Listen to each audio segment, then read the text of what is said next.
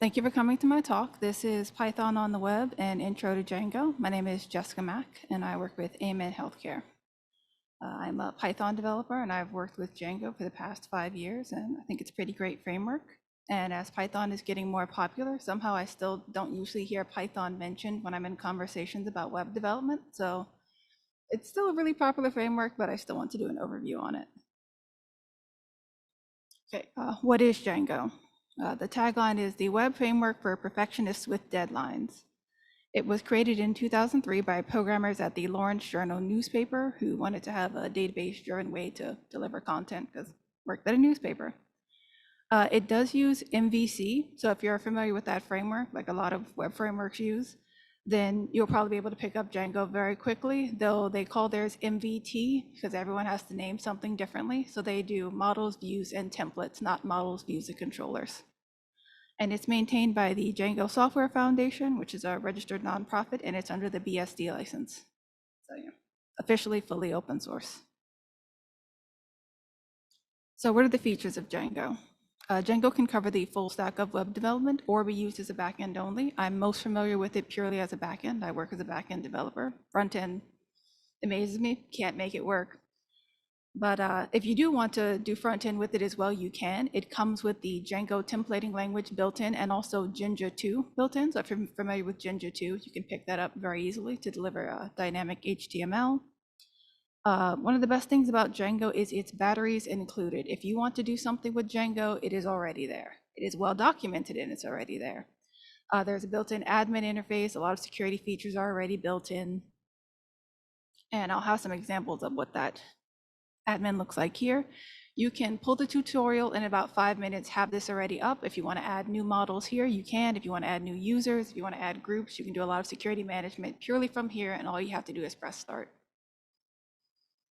It has a very intuitive ORM. So if you've ever had to work with SQL, sometimes it's like, how is this basic English and yet still so complicated? But with the ORM in Django, you can write a ton of SQL, and all you have to do is write a couple lines of Python. I included another example of that here.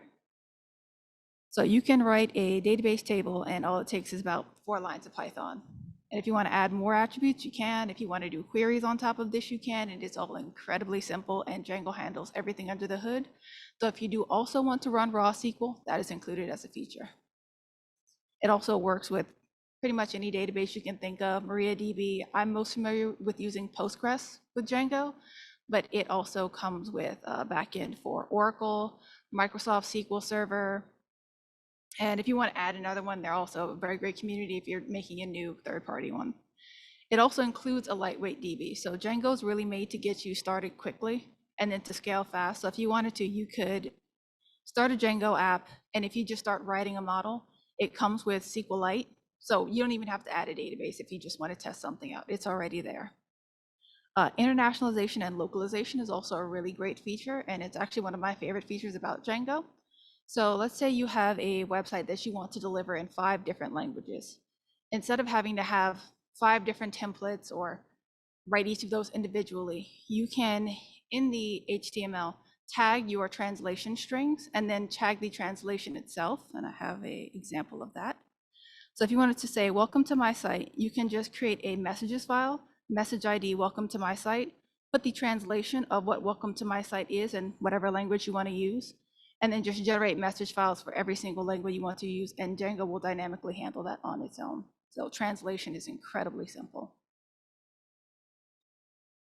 It's well documented, which is my favorite attribute of absolutely any open source project. If you have a question about Django, the main site probably has it, and if they don't have it, there's a ton of blogs about Django, there's a ton of content out there about Django. And it has extension support in most popular editors. I usually use Sublime Text, but I know it also has extensions in Visual Studio Code, and there was one other popular one. So I'm not gonna remember, but I know at least it has Visual Studio Code and Sublime Text, and there was another one that I can't remember right now.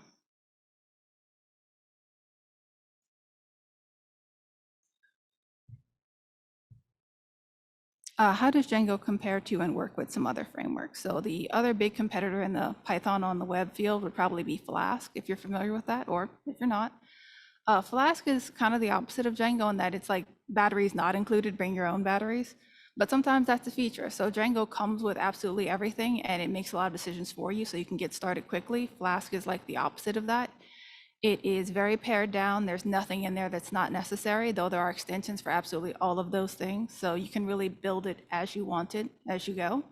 So if you're looking for something a lot more lightweight and you want to have a lot of customization and just low effort to do all of that customization, Flask could be a better choice. They're both really great platforms. I just really like Django.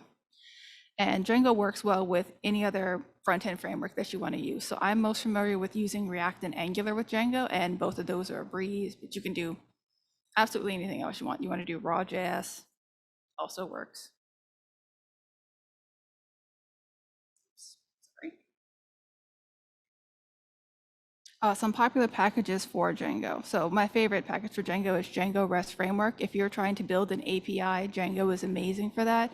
Django REST Framework includes list APIs, generics for absolutely everything, serializers up the wazoo. Like if you want to get an API built incredibly quickly with all the features already packed in, Django REST Framework is amazing for that. PyTest Django, test-driven development with Django is also incredibly simple, and it's something I'm a big proponent of. So PyTest is one of the most popular testing packages in Python, and it's got a direct extension for Django. So again, very simple. And Django debug toolbar. Like I said, Django is a very large project. So if you're trying to debug a new site, debug toolbar is your best friend, and it can show you probably anything that's going wrong with your site. And yeah, that's my presentation. If there's any questions, let me know, and thank you for attending.